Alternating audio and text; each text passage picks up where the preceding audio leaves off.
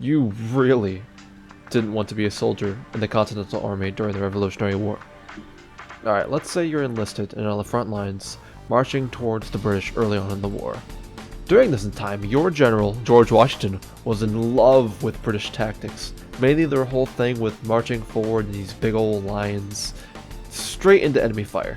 You know, it's incredibly stupid by today's standards, but I guess to George Washington it was super gentlemanly, it was so brave. Alright, so basically, you're just being instructed to march forward into the redcoat's face until you get within range with your weapon and get the explicit order to fire. In hindsight, it's pretty insane to think about that you're willing to walk towards all this musket fire, cannon fire, all of that death and destruction, you know, all that danger coming flying past your face, whizzing past you, and you're just like, I got this. And you don't desert because you're so brave that you just stay there and you keep walking. That's you right now.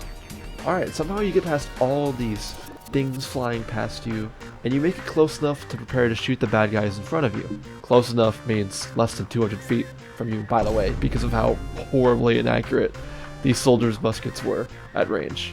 Like, really bad compared to guns now. If you somehow don't get shot by being this close to the enemy within 200 feet, you'll get the chance to fire your musket finally. And that's quite exciting, isn't it? You get to shoot your gun, shoot a bad guy, you know, very, very cool. Alright, so let's say your musket's preloaded and you manage to shoot someone.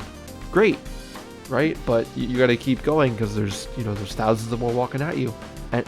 So you gotta make another shot ready. But it's not that easy because you have a musket. Muskets are not at all like modern firearms with those fancy magazines or clips that load up the gun with this ammunition that has the powder baked in inside like a little cupcake. No, you get to do all of that gunpowder bullet loading yourself. I'm going to walk you through the process of that. So a musket works by sparking gunpowder in this little pan that rests with a bullet in it. The gunpowder goes boom and makes a piece of metal go flying, you know, cool. But on every time you want to fire, you have to feed your musket more gunpowder. Every single shot needs more gunpowder. Thankfully, it's kept in these little cartridges that you have in a bag next to you. So now, you're gonna load up that musket with that gunpowder, and you're gonna pour into that pan where the gunpowder goes. You have to stick the musket ball in there as well. Alright, so that's in there, great. You close the pan, but it still isn't ready. You gotta take out this thing called a ramrod and poke it in and out of the barrel to make sure the powder's in there isn't leaking out, make sure the musket ball's seated well in there. You have to do that a few times. And then you take out the ramrod, and then you put it back in the gun. Pretty hard already. Like it's a little tiny gap you gotta fit that ramrod back into. You can't shoot until it's back in. Alright, so let's say it's back in. Great, now you can shoot. And you're ready to fire. Wow, you're all done. But keep in mind, you have to do all this while being shot at, while people are yelling at you under this insane pressure.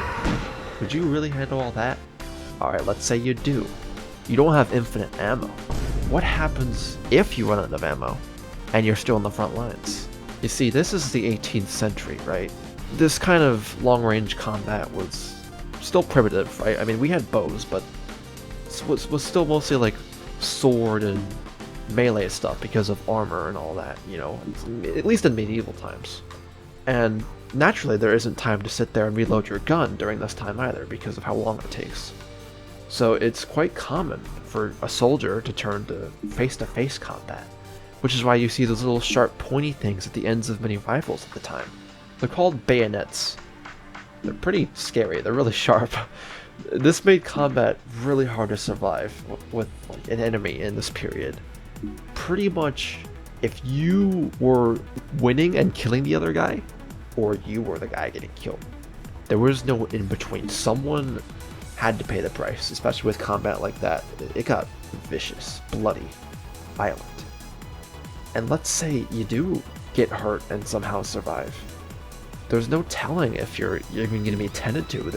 There's no medics, there's surgeons, right? But if you're in the front lines, you get shot, you're gonna get walked over, right? Because there's several lines of people in this original style of fighting. They're all in neat little rows, one after the other. Even if you do get some kind of medical attention, you're in the 18th century. you're not gonna get antibiotics. You're not gonna get cleaned off. Your wound, usually what they would do is either try to take out the musket ball or cut off your limb. It's not very safe, and there's no telling if you'd even survive that process, you know? And even life out of combat was a horrible time for a Continental Army soldier, because this whole concept of a universal army for our new country that isn't even united yet, yeah, it didn't really work out too well. They were out of their minds when they tried to make an army, because the states had all sorts of different currencies, right? Like Virginia had their own, South Carolina had their own.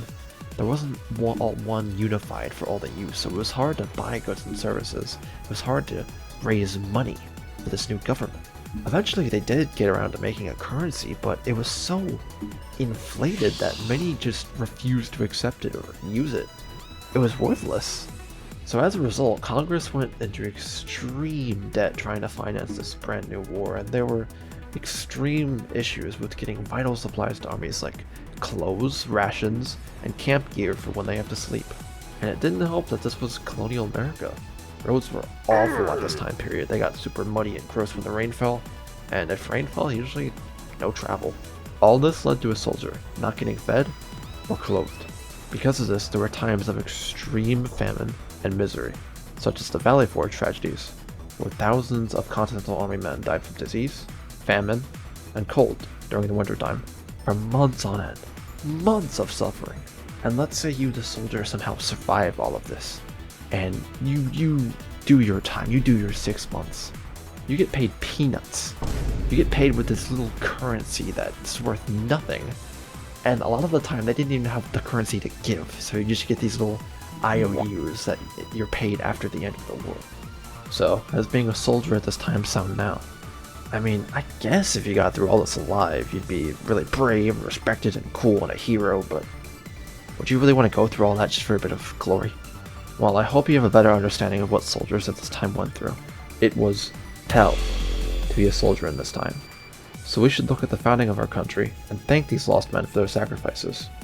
They deserve much more appreciation than they got.